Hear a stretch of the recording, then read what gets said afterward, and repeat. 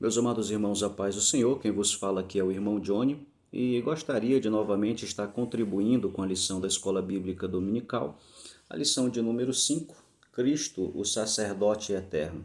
Essa contribuição visa auxiliar os nossos irmãos que estarão dando aula amanhã, como também alcançar aqueles irmãos que por motivo da pandemia não estão podendo participar da Escola Bíblica Dominical. Meus irmãos, a lição de número 5, Cristo, o sacerdote eterno, faz uma comparação entre o nosso Senhor e os sacerdotes do Antigo Testamento, cuja existência nos textos sagrados estão em grande evidência devido à sua grande importância. O sacerdote era responsável pela mediação entre os homens e Deus. Era eles quem faziam os sacrifícios para que Deus pudesse perdoar o pecado da sociedade de Israel. Somente isso, somente esse ofício já seria suficiente para nós identificarmos quão grande era esse personagem do Antigo Testamento. Mas além disso, cabia também ao sacerdote muitos outros afazeres na vida social do povo de Israel, cuja influência do sacerdote penetrava até o íntimo da casa das pessoas. Era o sacerdote que avaliava se uma pessoa, após uma lepra, por exemplo, ele era avaliado pelo sacerdote, dando um diagnóstico clínico se aquele personagem, aquele cidadão, poderia ou não retornar ao convívio normal da sociedade. Também ao sacerdote cabia um serviço sanitarista avaliando a casa daquela pessoa para saber se a lepra não estava impregnada nas paredes, impregnada nas roupas. Então, muitas eram as atribuições do sacerdote no Antigo Testamento, que chegava até o ponto de exercer uma função jurídica, onde ele tinha grande influência na vida particular das pessoas, da convivência social entre as pessoas, chegando mesmo até a dar sentença criminal, aonde o sacerdote era quem dizia se a pessoa deveria morrer apedrejado por causa do pecado, por causa do crime, né?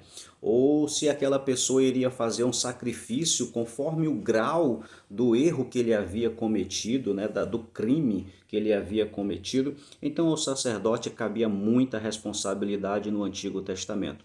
E dentre esses personagens do sumo sacerdote, nós temos também um personagem em evidência dentro do capítulo 5 de Hebreus, que é chamado de Melquisedeque. Melquisedeque, ele é antes da ordem de Arão. Todo sacerdote precisava ser descendente de Arão, essa era a regra. Só que apresenta-se dentro da Bíblia um sacerdote que é antes de Arão e antes mesmo de Levi, de onde vinha toda a descendência dos trabalhadores dentro do templo. Esse personagem era chamado de Melquisedeque. A Bíblia o apresenta abençoando Abraão e ao mesmo tempo glorificando a Deus. Ele está no meio ali. Ele está exercendo um papel de abençoador dos homens e para glorificar a Deus. Esse aqui era exatamente o papel do sacerdote, fazer uma mediação, estar no meio entre Deus e os homens. Esse sacerdote, ele não vem da ordem levítica, ele não vem da ordem de Arão. Logo, ele é um sacerdote que melhor tipifica Cristo. Ele se parece com Jesus Cristo, por quê?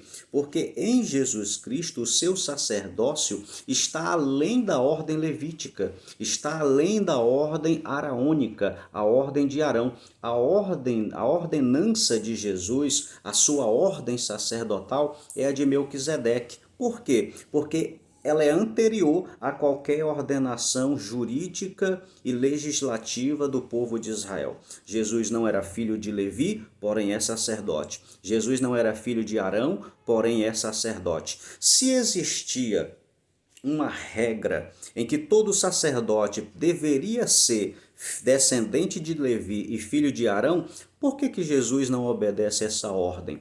Aí está aonde nós estamos vendo que Jesus é maior do que qualquer sacerdote do Antigo Testamento, incluindo até mesmo Melquisedeque. Por quê? Porque em Jesus se demonstra a soberania de Deus em ter a liberdade de escolher quem vai lhe representar aqui na terra.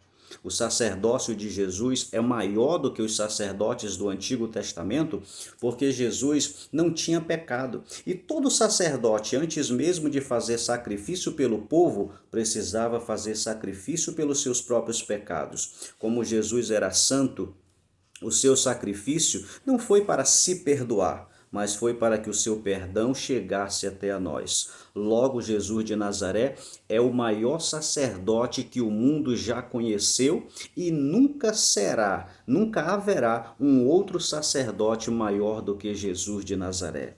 O papel do sacerdote, meu amigo, é estar entre eu e Deus. Pense nisso. Você tem um sacerdote extraordinário que está entre você e Deus, e o nome dele se chama Jesus Cristo, o sacerdote eterno, cujo sacerdócio não terá fim. Foi tão grande o sacrifício que o sacerdote Jesus fez na cruz do Calvário, que ele perdoou os pecados de pessoas que viveram antes dele, que pela fé aguardavam o Messias, como também o seu perdão alcançou todas as pessoas após Jesus Cristo, chegando até nós no dia de hoje. Graças damos a Deus por ter enviado o sumo sacerdote Jesus para perdoar todos os nossos pecados.